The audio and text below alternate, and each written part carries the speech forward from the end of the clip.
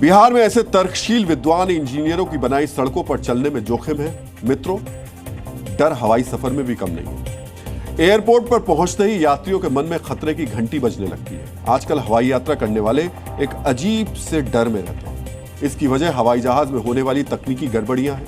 हवाई यात्रियों के डर का विश्लेषण करने से पहले आपके लिए यह जानना जरूरी है कि एक बार फिर हवा में कुछ ऐसा हुआ जिसने लोगों को डरा दिया। ध्यान देने वाली बात यह है कि यह गड़बड़ी भी एयर इंडिया की फ्लाइट में ही हुई। डीएनए मित्रों, हुआ यह कि 10 अगस्त को रात 8:04 पर एयर इंडिया की एक फ्लाइट ने तिरुवनंतपुरम से दिल्ली के लिए उड़ान भरी। फ्लाइट का नंबर AI 2455 था, जिसे रात 10:45 पर दिल्ली पहुंचना था। उस फ्लाइट पर कांग्रेस सचिव और सांसद केसी वेणुगोपाल समेत 5 सांसद सवार थे। उड़ान के कुछ ही देर बाद तेज झटके लगे और फिर उस विमान को चेन्नई एयरपोर्ट पर उतार दिया गया। कांग्रेस सांसद केसी वेणुगोपाल ने सोशल मीडिया पर एक पोस्ट किया, जिसमें उन्होंने लिखा कि तिरुवनंतपुरम से दिल्ली आ रही एयर इंडिया की फ्लाइट AI 2455, जिसमें मेरे साथ कई सांसद और सैकड़ों यात्री सवार थे, वो हादसे के बहुत करीब पहुंच गई। पहले उड़ान देरी से शुरू हुई। उड़ान भरने के कुछ देर बाद ही तेज झटके लगे। करीब 1 घंटे बाद कैप्टन ने बताया कि फ्लाइट में सिग्नल की खराबी है और इसे चेन्नई डाइवर्ट किया जा रहा है। सोशल मीडिया पर लिखे लंबे चौड़े पोस्ट में केसी वेणुगोपाल ने पूरी डरावनी कहानी बताई। Directorate general of civil aviation यानी DGCA को टैग कर उन्होंने आगे लिखा कि करीब 2 घंटे तक हम चेन्नई एयरपोर्ट के ऊपर चक्कर लगाते रहे। पहली बार उतरने की कोशिश में एक डरावना पल आया जब पता चला कि रनवे पर दूसरा विमान था। कैप्टन ने तुरंत विमान को ऊपर उठा लिया, जिससे सभी की जान बच गई। दूसरी कोशिश में फ्लाइट सुरक्षित उतरी। यात्रियों की सुरक्षा किस्मत पर नहीं छोड़ी जा सकती। मतलब थोड़ी सी चूक से बड़ा और खौफनाक हादसा हो सकता था। यही वजह है कि केसी वेणुगोपाल के शब्दों में फिक्र थी, डर था, आशंकाएं थी, क्योंकि काफी देर तक सैकड़ों यात्रियों की जान हवा में अटकी हुई थी। आसमान में लोग एक अजीब से खौफ में थे।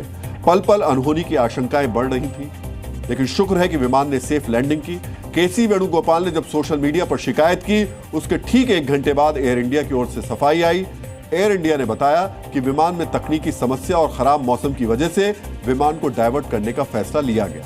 यह सही है कि चेन्नई एयरपोर्ट पर पहली लैंडिंग की कोशिश के दौरान चेन्नई एयर ट्रैफिक कंट्रोल ने गो राउंड यानी लैंडिंग से रोककर दोबारा उड़ान भरने का निर्देश दिया, लेकिन यह किसी दूसरे विमान के रनवे पर होने की वजह से नहीं था। एयर इंडिया की इस सफाई के बाद केसी वेणुगोपाल ने फिर से कहा कि जमीन को छूकर विमान ने दोबारा उड़ान भरी थी। Just before 30 seconds to touch the ground, again take off कर दिया। उस समय captain told us, that point of time captain announced that because we taken off again due to a presence of an aircraft in the runway. Then now Air India is telling it is not true.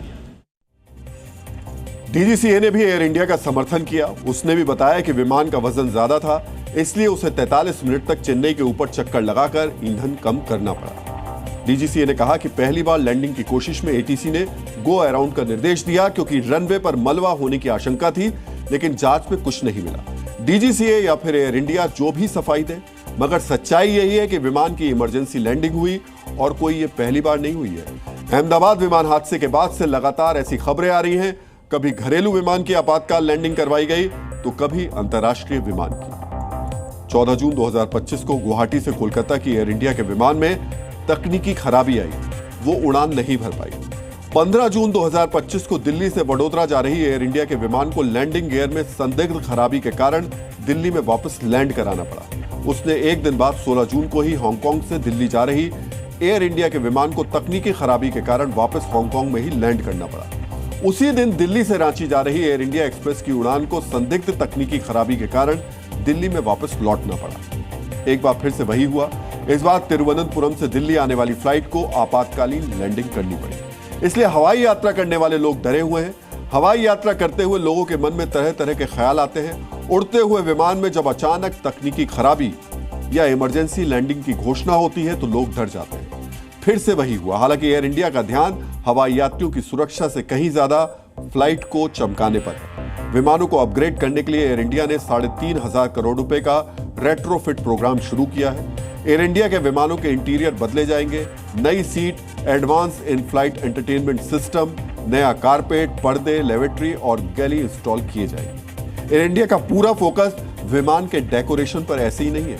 असल में अहमदाबाद विमान हादसे के बाद company की आमदनी घटी है। लोगों ने एयर इंडिया से सफर करना कम कर दिया है। जिस तरह से बीच बीच में अचानक से इमरजेंसी लैंडिंग की खबर आती है, वैसे वैसे लोगों का डर और ज्यादा बढ़ जाता है। रिपोर्ट्स के मुताबिक अहमदाबाद विमान हादसे के बाद एयर इंडिया की उड़ानों की बुकिंग में करीब 20% तक की गिरावट दर्ज की गई है।